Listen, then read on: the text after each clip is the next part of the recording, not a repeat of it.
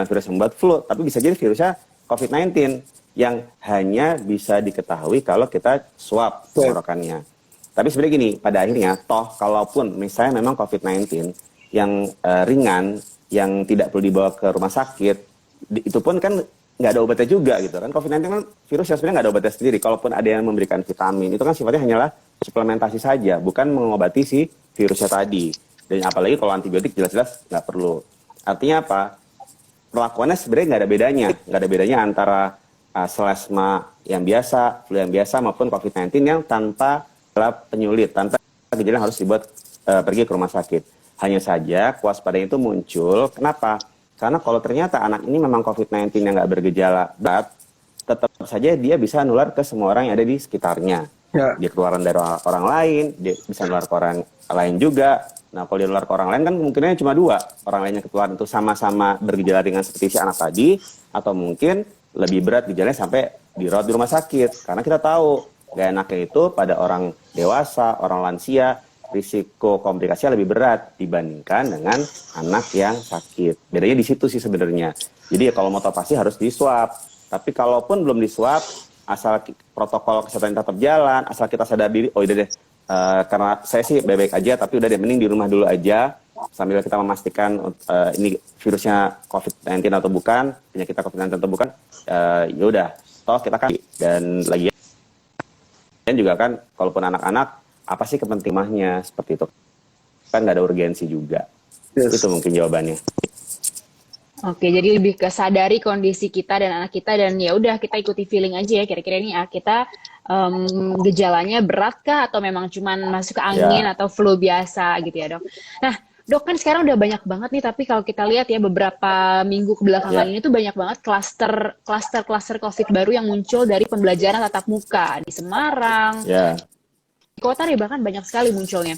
Nah, kapan sih orang tua harus jeli untuk melihat kondisi sekolah tuh nggak kondusif untuk anak? Karena semua sekolah kan klaim mereka terapkan prokes, tapi nyatanya masih bisa kecolongan gitu. Apa sih yang harus orang tua perhatikan dari penerapan prokes di sekolah? Red flag-nya tuh apa kalau penerapannya nggak benar? Ya, ini betul sekali. Jadi makanya tadi kalau saya boleh sampaikan terkait dengan panduan IDAI itu katakan bahwa pandangan sebenarnya banyak hal-hal yang bisa dikompromikan tergantung dengan kondisi masing-masing sekolah. Ternyata pada kenyataan di lapangan, beberapa itu sudah mengalami adanya klaster baru di sekolahan. Itu bukti bahwa walaupun ada panduan yang diberikan, walaupun ada aturan tertulis yang istilahnya akan mereka baca terlebih dahulu lalu mereka laksanakan, akan ada yang namanya monitoring dan evaluasi. Nah, jadi selalu ada evaluasi berkala. Kalau dalam pelaksananya katakanlah sudah merasa yakin mampu memenuhi IDAI tadi, sudah berkoordinasi dengan puskesmas, dinas kesehatan, dinas pendidikan setempat, tapi tetap masih muncul klaster baru, ya sudah. Berarti evaluasi sudah dilakukan dan ternyata sepertinya masih belum bisa diteruskan. Jadi ya sudah, itu suatu pembelajaran yang sangat berharga agar ya udah sementara kita stop dulu gitu. Tapi hal yang sama belum tentu akan terjadi di tempat yang lainnya. Atau kalau misalnya belum terjadi tapi sudah mengambil pelajaran dari tempat tadi dengan berbagai pertimbangan, ya kalau gitu walaupun kami siap, sekolah kami siap, tapi melihat sekolah lain kok sepertinya ada kasus seperti itu, sudah kami nggak berani. Itu pun silakan diberikan kebebasan kepada sekolah tersebut.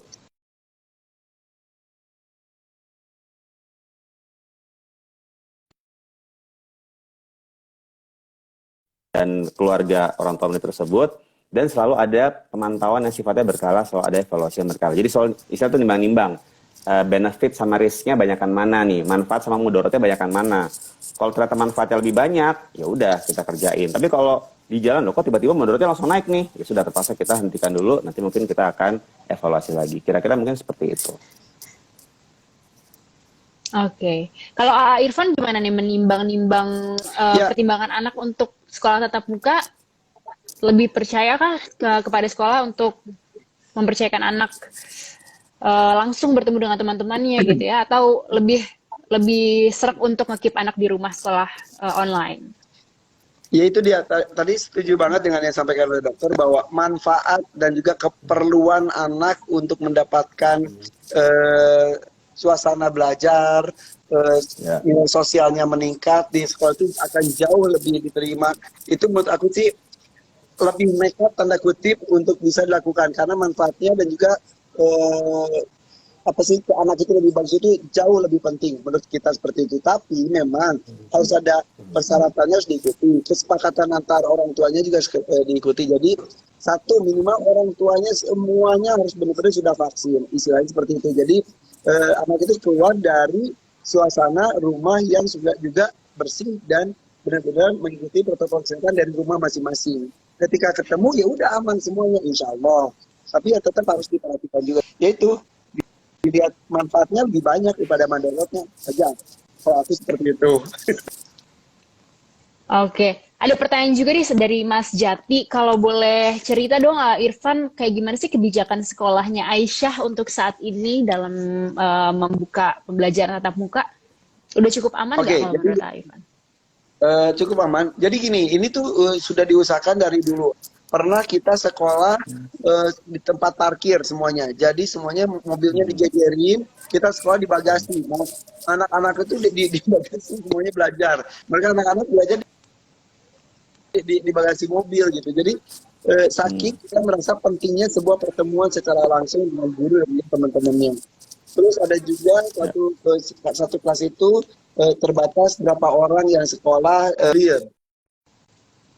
Nah sekarang itu dalam satu minggu berapa hari tatap muka, berapa hari online gitu. Itu dan anak aku terlihat happy banget, maksudnya bosan kali lu depan laptop sehari gitu. Ya teman-teman ngobrol itu tuh priceless banget, sesuatu yang nggak bisa diulang oleh mereka nanti di masa dewasa. Menurut aku sih seperti itu. Jadi ya itu walaupun belum normal, tapi masih situasi seperti ini sih mudah-mudahan kita berharap tahun depan atau tahun ajaran baru nanti semuanya sudah kembali normal seperti biasa gitu.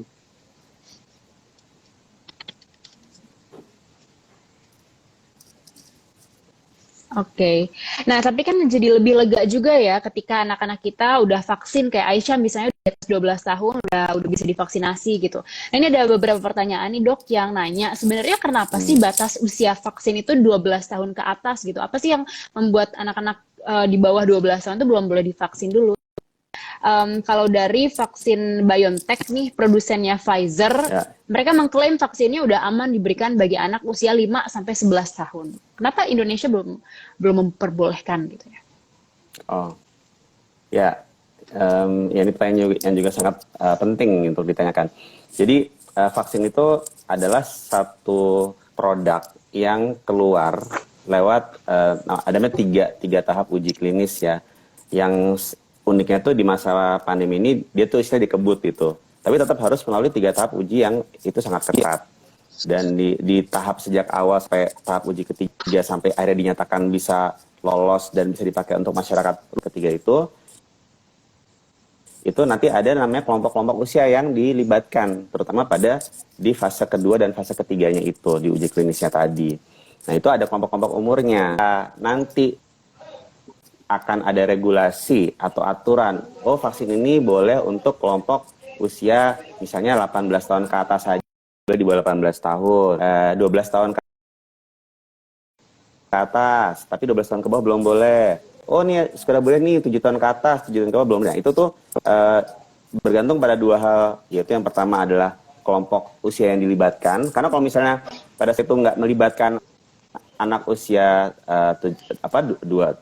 usia 7 tahun ke atas misalnya, atau tidak melibatkan usia 18 tahun ke bawah, ya kita nggak akan ada bukti untuk bisa menggunakan itu pada kelompok usia tersebut. Jadi itu yang pertama, harus ada mereka yang dilibatkan di uji klinis fase-fase tersebut pada kelompok usia tertentu. Yang kedua tadi melihat dari segi skala prioritas sebenarnya, kalau yang saya lihat untuk COVID-19 kan satu penyakit itu kan dilihat dia lebih rentan dia berapa. Kalau misalnya kita tahu sendiri sejauh ini walaupun angka kejadian COVID-19 itu cukup banyak pada anak-anak di Indonesia, tapi tetap kalau dibandingkan dengan orang dewasa, apalagi lanjut usia, itu angka kematian di dewasa lebih tinggi dibandingkan dengan di anak-anak. Sehingga para peneliti sepertinya akan membuat skala prioritas kita mendahulukan dengan ketersediaan vaksin yang ada untuk kelompok yang lebih rentan dulu, yang nggak terlalu rentan, kematian tidak terlalu tinggi, katakanlah itu akan dibuat prioritas yang berikutnya. Nah, jadi ada dua pertimbangan tadi. Tapi memang yang paling ideal adalah semua yang bisa kena ya divaksin. Cuma tetap ada skala prioritasnya terlebih dahulu. Dan khusus untuk vaksin, kenapa sih di Indonesia kita bisa belum pakai yang Pfizer BioNTech yang sudah dikatakan bisa untuk anak usia 7 tahun ya? Itu kan lagi-lagi vaksin ini kan vaksin yang sifatnya produknya ada negara yang memproduksi, kemudian ada kerjasama antar negara ya. Ini saya pahami sebagai tenaga kesehatan dan pengamat awam lah seperti itu. Jadi kalau misalnya bisa masuk ke sini pasti kan sudah ada kerjasama dari Kementerian Kesehatannya dengan produsen vaksin tersebut. Ya saya sih berpikir kenapa tidak di kemudian hari kalau misalnya nanti ternyata di masa depan kerjasama itu berlangsung lanjut, misalkan Pfizer sudah mulai dipakai nih, misalnya dapat sekian juta dosis dari Pfizer di ke Indonesia, tapi sejauh ini regulasinya ternyata untuk usia 18 tahun ke atas. Tapi nanti seiring waktu, ternyata dari hasil penelitian Pfizer sudah bisa nih 7 tahun. Nah, nanti kalau seperti itu, di kita ini di Indonesia tuh ada yang namanya ITAGI, adalah sekelompok pakar ahli yang akan menentukan vaksin itu dibuat usia berapa sampai usia berapa. Jadi kalau nanti ternyata ITAGI kemudian misalnya ITAGI melihat data lain dan memutuskan vaksin ini sudah boleh, ya sudah kita tinggal tunggu saja. Kita tinggal ikut saja, percaya saja pada kesepakatan para ahli di ITAGI tadi. Nanti ITAGI akan mensosialisasikan ke Kementerian Kesehatan, ke Ikatan Dokter Anak Indonesia. Ya udah kita tinggal ikut. Jadi kita tinggal nunggu saja. Mudah-mudahan saja dalam waktu nggak lama kalau memang vaksinnya sudah terbukti bisa digunakan untuk usia yang lebih muda dibandingkan yang sekarang ada di bawah 12 tahun gitu. Jadi ya mungkin nanti anak-anaknya Irfan yang belum 12 tahun juga bisa divaksin kan tuh lebih bagus lagi. Kita tinggal tunggu saja. Semoga kabar baik itu segera ada. Amin. Iya, bahkan anak saya tuh si Jalu pengen cepet-cepet 12 tahun biar bisa divaksin kata dia. Oh gitu. Pemikirannya sangat jenius itu. Aduh, anak-anak. Oh, ya tapi anak-anak luar biasa ya, Dok. Ya. Ya gitu, yang mengherankan gitu ya, Dok ya. Mau boleh masuk, kalau masih belum kan itu heran gitu menurut aku sih. Kalau saya heran, terus nggak nemu jawabannya udahlah. Saya nunggu aja deh. Iya benar, ya udah, Dok. kita ikutin aja. Jadi berarti kalau dokter gimana? Sebenarnya sudah cukup aman nggak sih untuk anak-anak pergi ke mall gitu, kemudian ke hotel itu resiko sisi medis menurut dokter, apakah itu aturan yang sudah tepat gitu ya untuk dikeluarkan saat ini? Oke. Sinyalnya kurang baik, tapi saya sudah nangkap pertanyaannya ya. Tapi saya coba jawab dulu. Jadi benar sekali pemikiran ini bahwa kan analoginya sama, apalagi kan mall atau bioskop gitu kan, bahkan mungkin ini cerita mungkin ada nih film yang ditunggu-tunggu anak-anak bisa untuk ditayangkan di bioskop gitu ya.